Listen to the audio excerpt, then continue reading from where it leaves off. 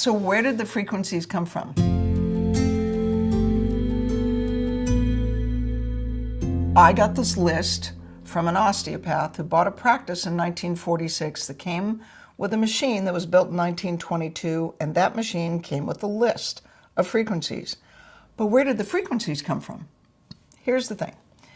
Back in the early 1900s, probably starting about 1906, 1908, there was a growing interest in electromagnetic therapies. People were developing machines, medical physicians and osteopaths were testing frequencies. By 1916, 1917, in there was a journal called Electromedical Digest. There was the Electromedical Society. There was the Pathometric Society, which would be like in our world, that would be like the American Academy of Orthopedic Surgeons. So these were the Pathometric Society and the Electromedical Society were medical physicians who were interested in electromagnetic therapies. I have no idea how somebody in 1922 decided that the frequency for the tendon was 191 hertz and the frequency for the nerve was 396 hertz. I just have no idea. Because in about 1910, and in the next 7 years after that, the Flexner Report came out. It was funded by the same people that they had a drug company. Can't remember who it was. Anyway, so it was funded by the American Medical Association, and they were trying to standardize medicine because there were no medical schools. There was no standard of practice for medicine in 1910. So the Flexner Report came out. By 1917, the AMA, which is the one that granted the license to practice medicine, the AMA said, hey, you guys that are using electromagnetic therapies, you really ought to knock it off. 1922 came along. They were still doing research, still making machines, still having meetings. The journal was still being published. There was a pathometric journal. 1934, the American Medical Association got serious. And they said, okay, look, anybody that uses electromagnetic therapies, herbs, nutrition, or homeopathy will lose their license to practice. And they would just brought the hammer down. So it all just shriveled up. The machines went in the back room, got covered up with a sheet. Grandpa died. So these guys that were practicing in 1934, they started practice in the early 1900s. So they're now in their 50s and 60s, and as Grandpa died or Dad died or they retired, the machines went on the junk heap. They went on the trash. It's like, I don't know what Dad used this machine for, but it's in the back room and it's covered up with a sheet and we've got to move all this stuff, so it's out of here. So the machines went away. And when that generation of physicians died, it was gone. We have no information. None of it survived. There's some in the rare book room at the Naturopathic College. But the language is very quaint, and there's no detail about how they developed the frequencies. There was a thing about tapping or tones on the abdomen, but how does somebody decide that a tendon is 191 hertz and a tendon sheath or a bursa is 195 hertz?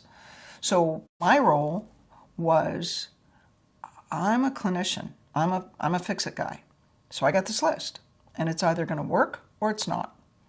So my role has really been just to use these frequencies clinically and verify that they're correct. There are some frequencies we don't use anymore because they didn't work. So there's a frequency for sclerosis. I could not find anything it was good for. Now, scarring is one thing, but sclerosis is like a little bit stiffer and stickier than scarring. Wasn't good for anything. So I was just about to dump it when I heard from Tom Myers, who's an anatomist and a myofascial expert. He was teaching a class for us, and I said, I can't figure out what sclerosis is good for. He said, well, adipose sclerosis, the fat. I have a frequency for adipose. And it turns out that's the only thing that sclerosis is good for. is taking adipose that is glued to a nerve or your belly, you know, the omentum in your abdomen when you get inflamed or scarred, that gets scarred. It doesn't scar, it's sclerosis. So once I combined sclerosis and the adipose, that worked. So the frequencies are very specific. So my role and frequency-specific microcurrents role has really just been to use them, validate it, verify it. What's it good for? What do? They either work or they don't. And that was the first year when we were experimenting with it. The first year was all about treating myself, treating George, treating my kids, treating volunteer patients. If a frequency was not correct, if we used a frequency that didn't do you any good, we had to find out if it would do any harm. So that was the first task. If a frequency doesn't work, is it going to hurt you? So that's the first thing we found out was no. If there's nothing for it to resonate with, it just goes right on through. Doesn't do anything. Okay. Once we knew it was safe, then we could go on testing them. So that's where the frequencies came from. They came from a list. And where the list came from, I can't tell you. I wish we knew. That's the missing link. It's a part of medical history that is lost. But it's been a real adventure verifying what they're good for. People will always want to know, well, can you come up with new frequencies? Can you make new frequencies? Can you scan for them and find out about them? It's like, I'm having enough trouble figuring out how to use the ones I have, right? If the frequency is correct, the frequency combination is correct, then it always works. And anytime I have one practitioner who's pretty good at sort of dowsing for frequencies, coming up with them, they're kept on a separate list. And the frequencies on that investigational list have been there for 10 to 15 years. I have to have proof. And in the last 3 years, we've actually verified 3 of the 15 that he has come up with.